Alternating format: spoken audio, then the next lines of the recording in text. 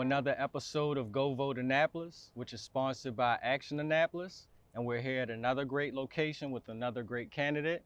If you want to go ahead and introduce yourself. Hi, I'm Sheila Finlayson, Alderwoman in the City of Annapolis representing Ward 4. And we're in Ward 4. Now, at this great historic location, can you explain where we are and what importance does it have to you? Well, this phenomenal building, Bates, was the only high school in Anne Arundel County for African Americans. No matter where in Anne Arundel you lived, this was your high school. And in 1966, after integration, the school was closed and it became a middle school before the middle school concept came into being. And I happened to be a student here in that year, 1966.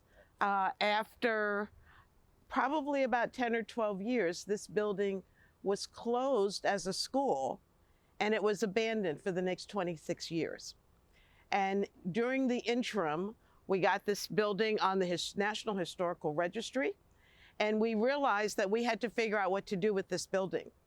So I was appointed by Bobby Neal, county executive at the time, around 1992, to a development committee to decide what to do with this building. And so at that time, we went to the alumni members, those who graduated from the traditional Bates High School, and asked them what they would like to see in their school. And they said 5 uses: senior housing, a senior center, a historical piece, and a Boys and Girls Club, a connection to the youth, and then to develop the athletic fields.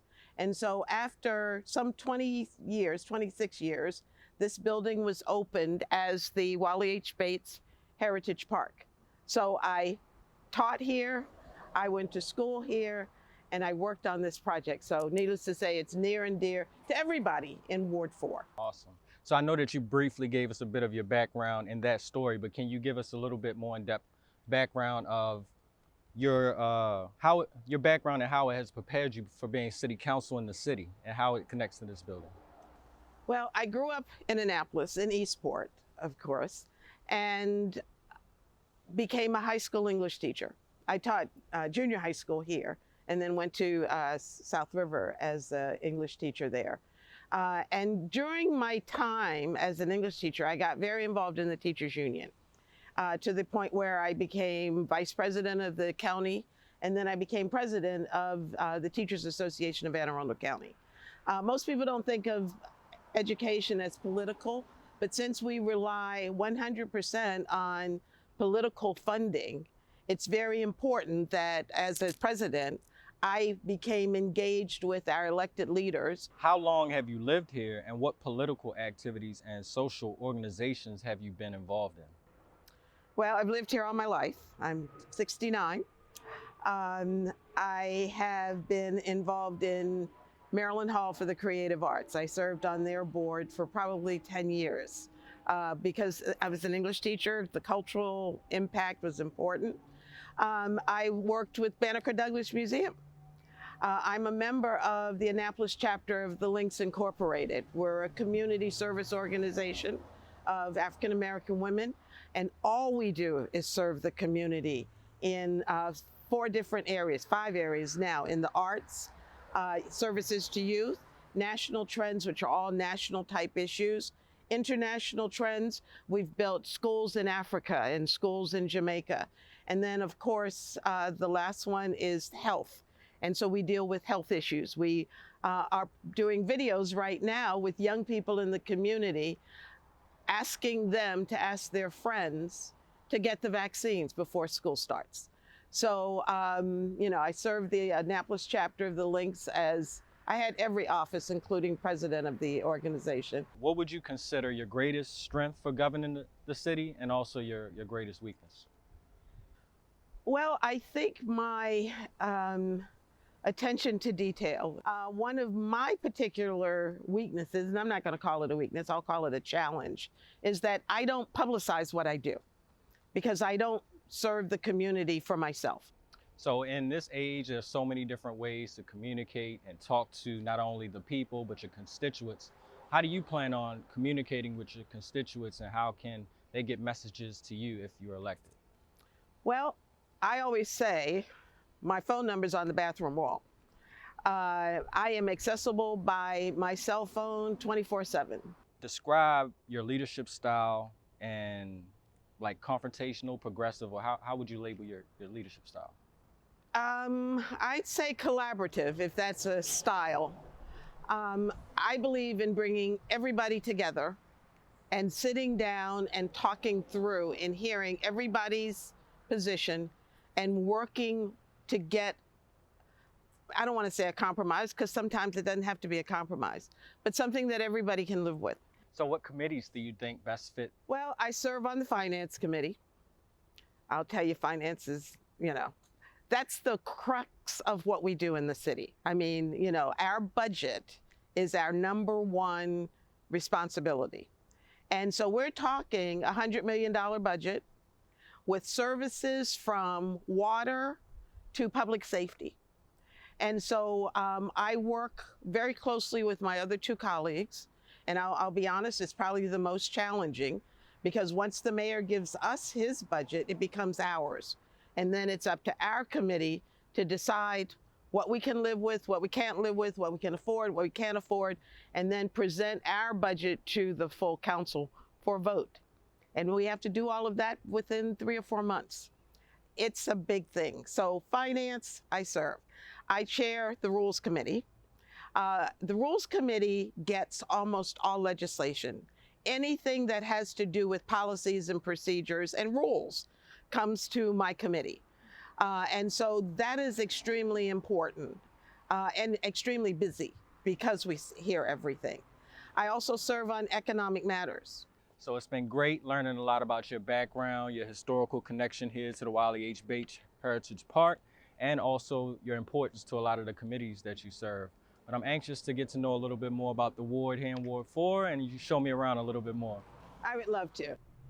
And we're back with Alderwoman Sheila Finlayson, and we're still in Ward 4, but we're at another great location. At our last location, we went over your personal background and your history with the city of Annapolis.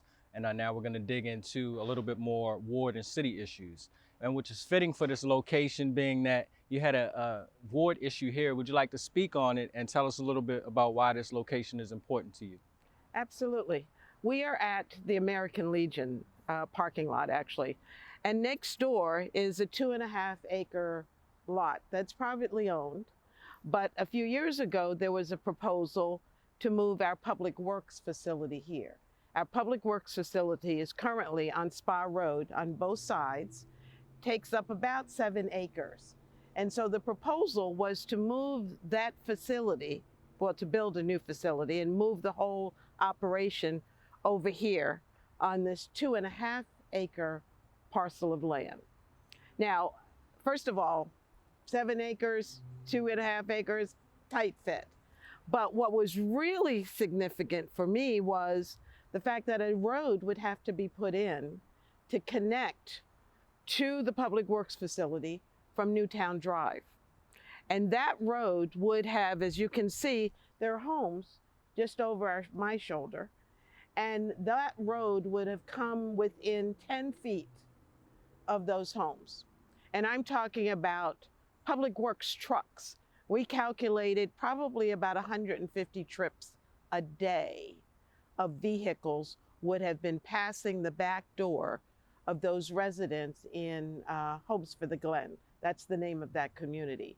And I felt strongly that that was not a good fit for Ward 4.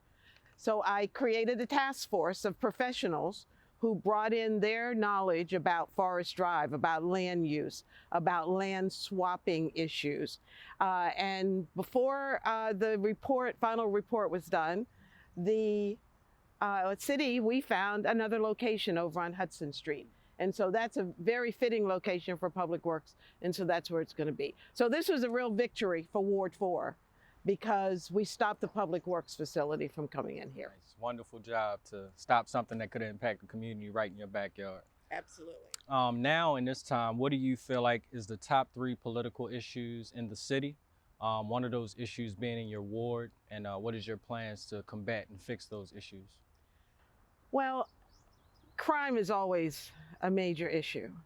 And we have to rely on our police department to help us. You know, we've embraced the community policing model in the city, but we haven't quite gotten there yet. And so my approach has been assigning police officers to communities.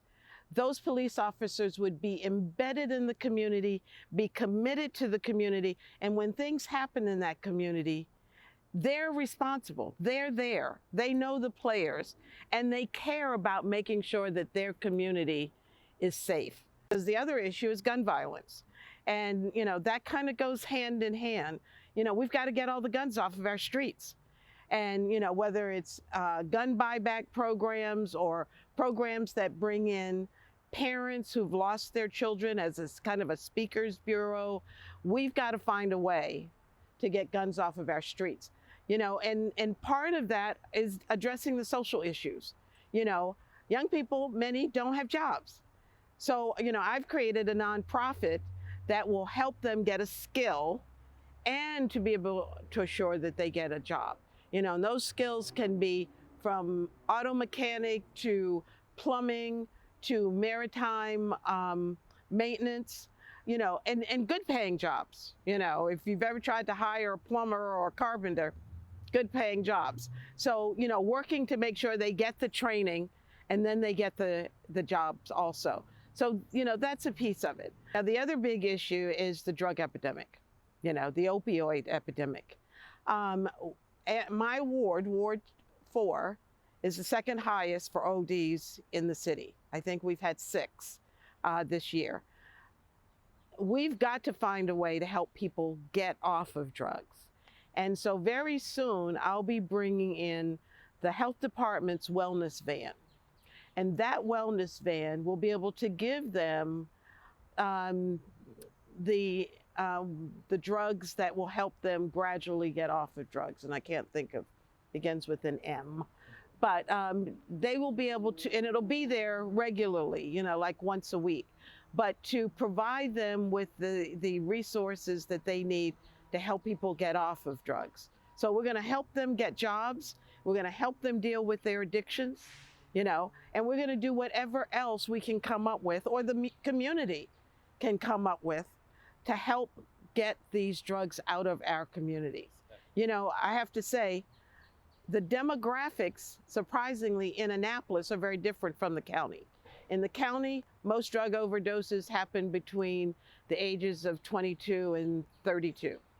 In the city, it's 40 to 60-year-olds. So it's a very different group, and so very different approaches must be taken. Definitely. Another issue that wasn't mentioned that I wanted to talk about is, how would you rectify disparities in housing and diversity in your ward? Well, first of all, this is a very diverse ward, but it is high end and low end, and very little in between.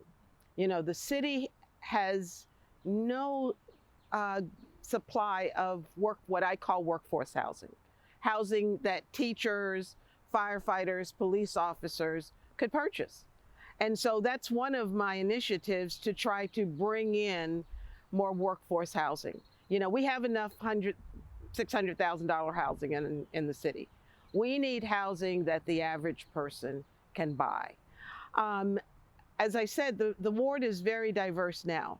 And in my ward, I've got, you know, $1 million houses, and I've got public housing, you know. And so bringing in a different stock of housing and intermingling those with those that exist is going to be vital.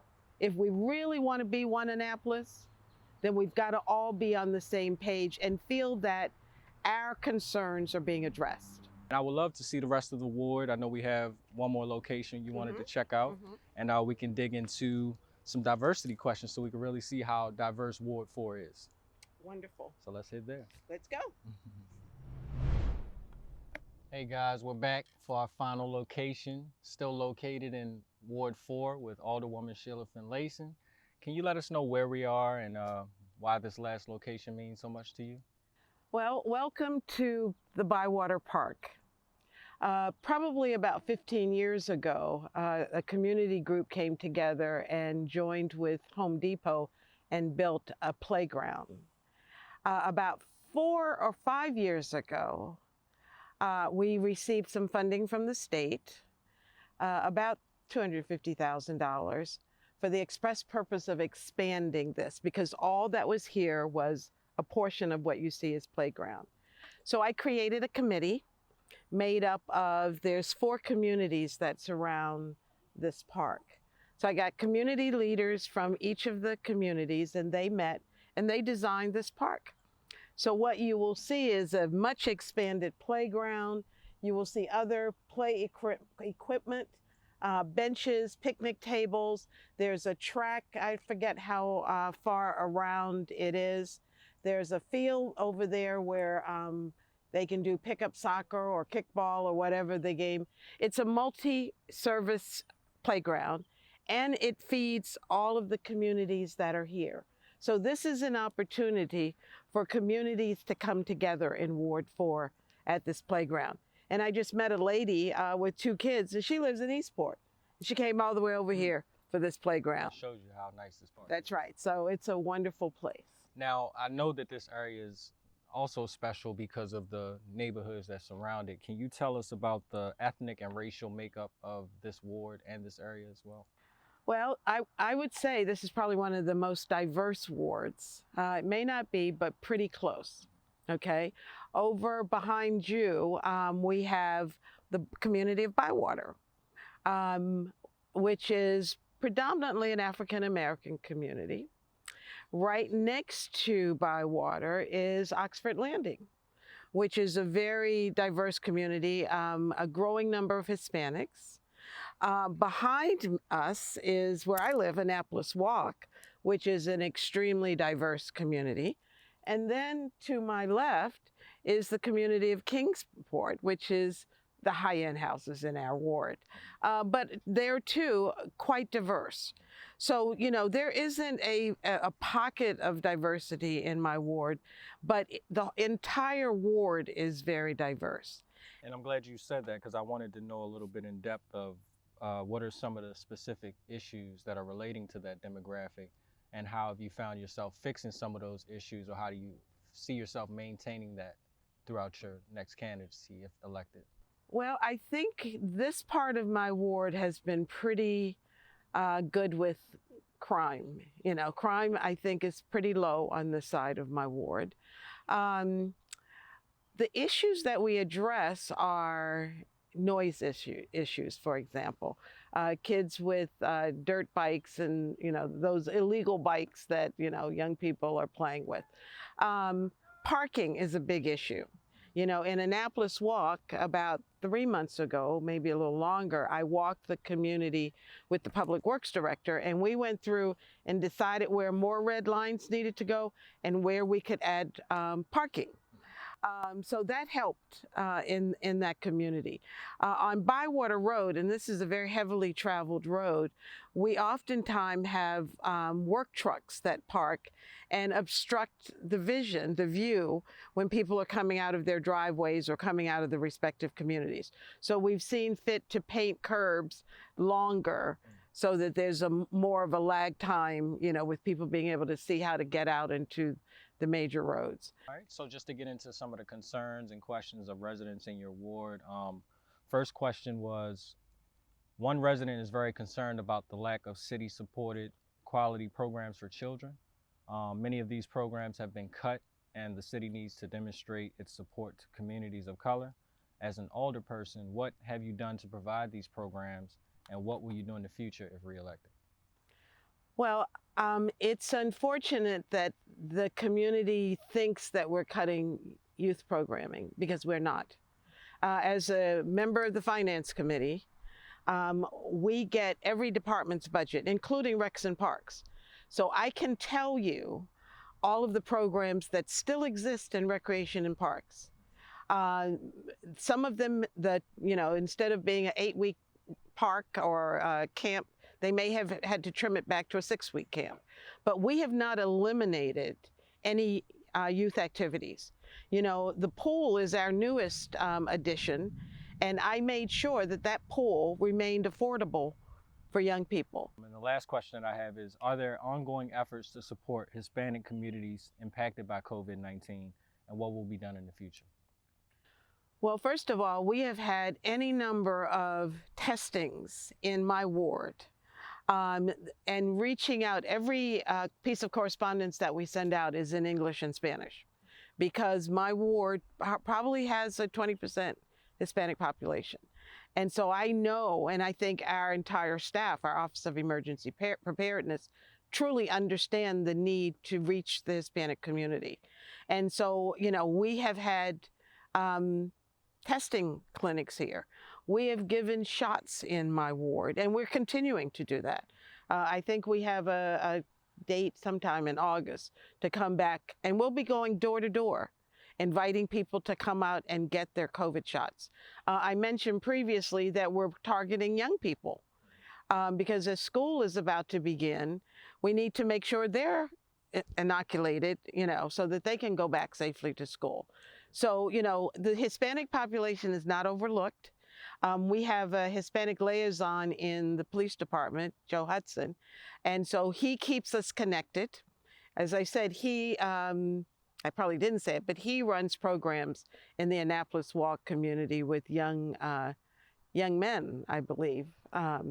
So we are trying, you know. Sometimes it's difficult to draw people out, but we send out information and we invite them to all of our functions.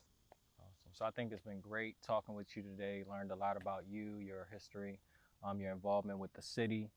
Got a clear understanding of the diversity and specialness of the area. But I just wanted to give you 2 minutes to talk to the camera and tell us why we should vote for you and why would you be the best candidate for this position. Well, we're outside and now I'm fighting the mosquitoes that are trying to attack me here, but it's all good. First of all, I want to thank you and thank Action Annapolis for this opportunity. As I may have said previously, I don't usually talk about what I do because my efforts are not self-aggrandizement, but it's for the community. But I am very proud of my work in Ward 4. You know, between the Bates Legacy Center and keeping up with the seniors who live there and all of their needs, to stopping the Public Works facility from coming in and destroying the peace of and quiet of the community, to developing the new Truxtun Park pool, and then for all of the parks. You know, I do a variety of activities. You know, I've done health fairs, and I have a health wagon that's coming in very soon into the ward to deal with addiction. But I respond. When people call, I respond. So the needs vary, and and I work in much part on one-on-one basis. When people call with a problem, I love the fact that I have the resources and I know who to call. And I have the respect of our department heads. So when I do call, they're responsive to me. I created a new office, well, I encouraged it and helped to fund it, a new Department of Social Services in the city. We hired our first social worker last year, and this year we were able to add another person to that department. So stepping out and getting beyond what's the norm and reaching the community on the social issues that they need to be addressed. So I think I'm running out of time, but I truly appreciate the opportunity to talk about what's going on in Ward 4. Very proud of the work that I've done here, and I look forward. I hope I can count on everybody's support so that I can continue my efforts. And it's been great, like I said, interviewing you today in your ward of Ward 4, Miss Alderwoman Sheila Finlayson. It's been great. This show is, of course, sponsored by Action Annapolis. We're encouraging all of you to go vote Annapolis and make sure you use that hashtag GoVoteAnnapolis.